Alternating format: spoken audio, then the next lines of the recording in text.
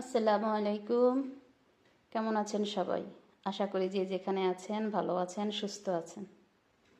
আজকে আমি রান্না করব চিকেনকে ভালোভাবে ধুয়ে পরিষ্কার করে নিয়েছি। এখানে 1200 গ্রাম চিকেন আছে।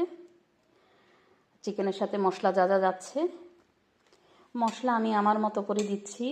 মশলার পরিমাণটা আসলে এক একজন এক এক ধরনের খায়। আমি যতটুকু খাই আমি আমার হিসাবে মশলাটা দিচ্ছি।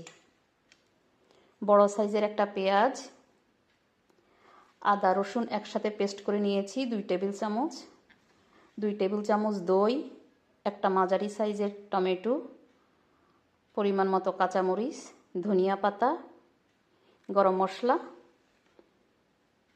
হলুদ 1 টেবিল চামচ হলুদ, 1 টেবিল চামচ মরিচের গুঁড়া, এটা হচ্ছে চিকেন পাউডার, 1 টেবিল চামচ চিকেন পাউডার, 1 টেবিল চামচ জিরা।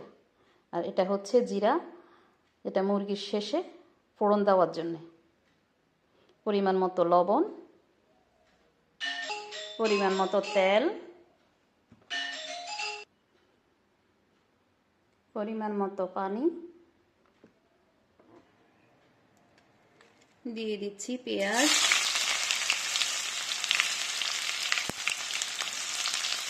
কাঁচামরিচ,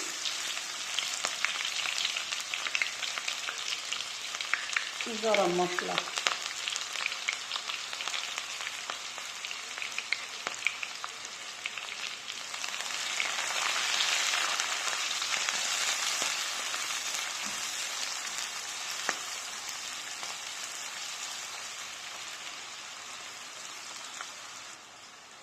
দিয়ে দিচ্ছি আদা রসুন পেস্ট,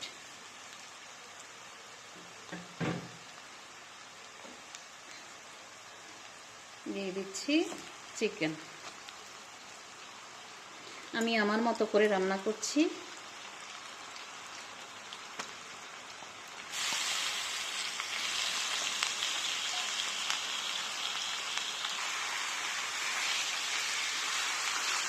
প্রথমে হাই হিটে রান্না করব।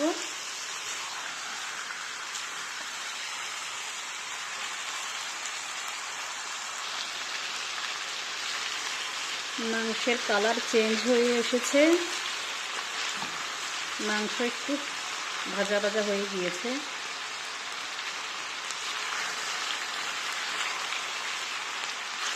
আমি আরও কিছুক্ষণ এভাবেই আর একটু ভাজা ভাজা করব।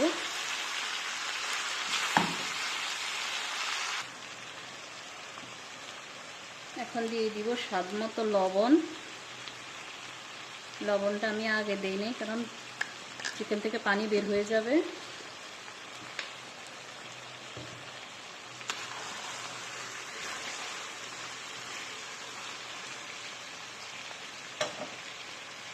এখানে বাকি মশলাগুলো আমি একসাথে একটু পানি দিয়ে পেস্ট করে নিয়েছি, যাতে পুড়ে না যায়।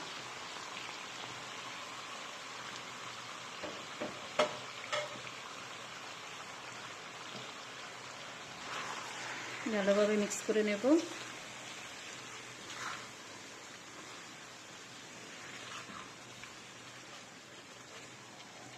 এই পর্যায়ে আগুনটা আমি মিডিয়ামে নিয়ে আসব। মিডিয়াম আগুনে 4 থেকে 5 মিনিট ঢেকে রান্না করব।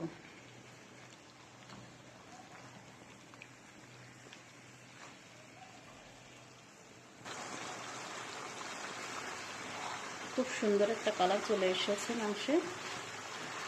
এখন দিয়ে দিব পানি।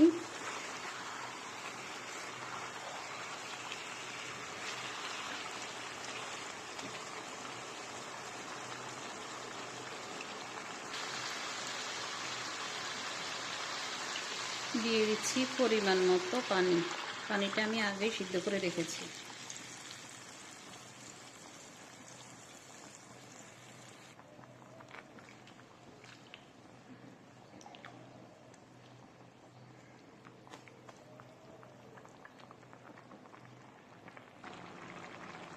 মাংস হয়ে গিয়েছে, এখন দিব জিরার ফোড়ন।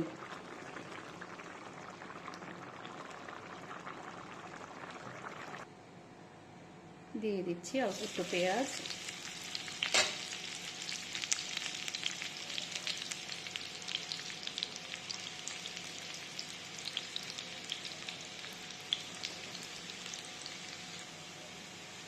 দিয়ে দিচ্ছি জিরা,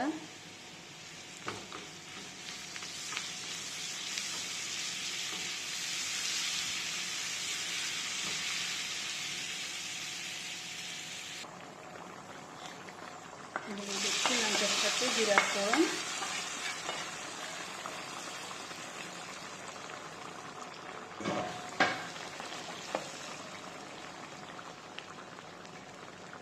দিয়ে দিচ্ছি ধনিয়া,